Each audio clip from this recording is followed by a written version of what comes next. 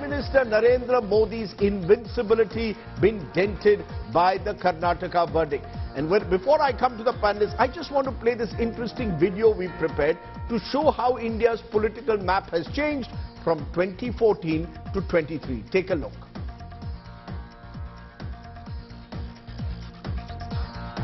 Now, if you look at it, this is how India's power map was in 2017, where clearly the BJP was dominant over larger parts. But as we went into 2018, the Congress won 3 state elections, Madhya Pradesh, Chhattisgarh, Rajasthan, and suddenly the opposition occupied more land mass.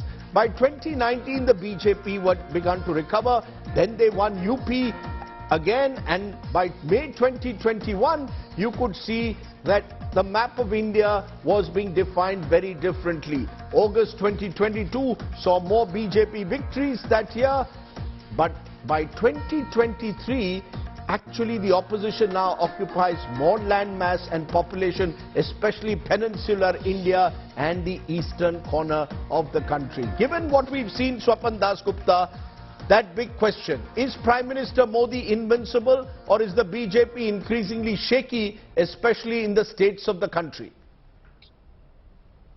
The term invincibility is a misnomer. In electoral politics, no one is really invincible. But there is no doubt that Narendra Modi is the dominant figure in Indian politics today.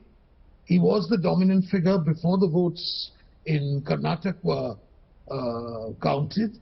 And he remains exactly in the same way. This was a state election, and naturally, in a state election where the BJP has always been inclined to put forward its best foot, best card, which is Narendra Modi, and Narendra Modi obviously occupies a disproportionate share of the campaign space. But at the end of the day, it is a state election, and I think the outcome was more a reflection of the quality, or rather the indifferent quality, of the governance which was there in Karnataka, rather than anything to do. But what Karnataka does tell you is that governance will play a very, very important part in shaping the minds of the voters. And in this respect, I think Mr. Modi's record over the past 10 years. Remember, he's going to be judged not for 5 years, but a collective 10 years. And in that sense, I think Mr. Modi stands really at an advantage. And of course, there are other issues which are there, like, you know, it's going to be a presidential race, it's a bit of beauty contest and all those sort of things, voter turnout, mobilization, opposition unity, etc., etc. Those factors will of course come in. No, I'll come to those. Overall, I would say that at present, Mr. Modi is still the dominant figure in Indian politics. Okay, dominant figure in Indian politics. Do you agree with that, Tavleen Singh? Prime Minister Modi addressed 19 rallies, 6 road shows in that last week. There was this blitzkrieg of campaigning. He was the focus. The BJP lost. Do you see it like Swapan Dasgupta purely as a state election? Do you believe Mr. Modi is still the dominant figure? Yeah, well, I sort of semi-agree with Swapan in the sense that, you know, I mean, one Karnataka does not a summer make, okay? And it was a state election, but it was a very important state election in which Mr. Modi chose to become like a kind of regional satrap almost, you know. I mean, he was campaigning so relentlessly that you couldn't take your eyes off him as the main issue almost in Karnataka. So, you know, in that sense, he has done himself or his image some harm by actually doing that kind of campaigning in Karnataka. Now, you know, when Swapan talks about governance, etc., it's true that in Karnataka the government was terrible and they should have taken some steps before that. But also, I think that Mr. Modi needs to start thinking a little bit more, I don't know, changing the narrative.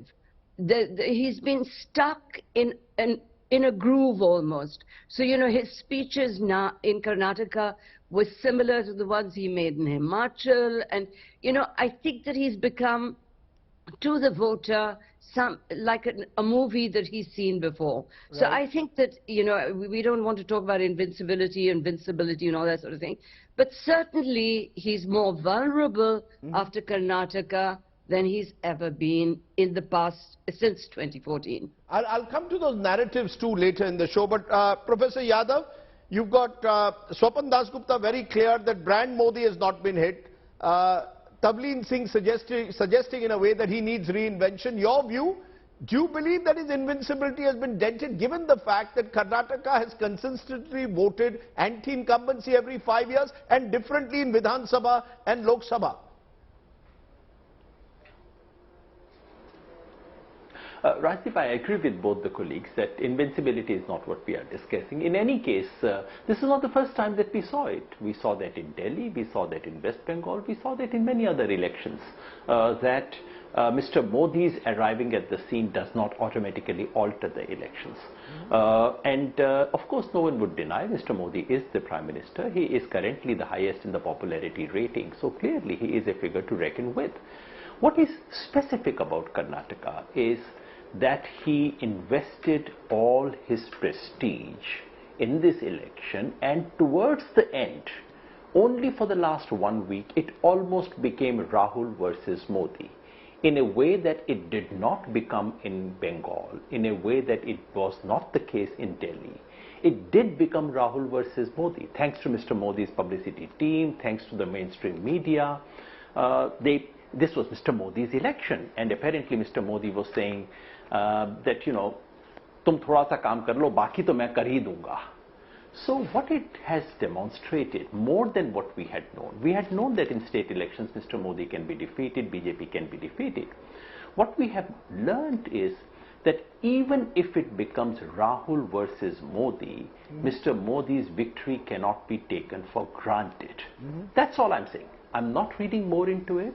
I don't think we should read that Karnataka demonstrates that in Rahul versus Modi, Rahul will trump always. No, we can't draw those kind of conclusions.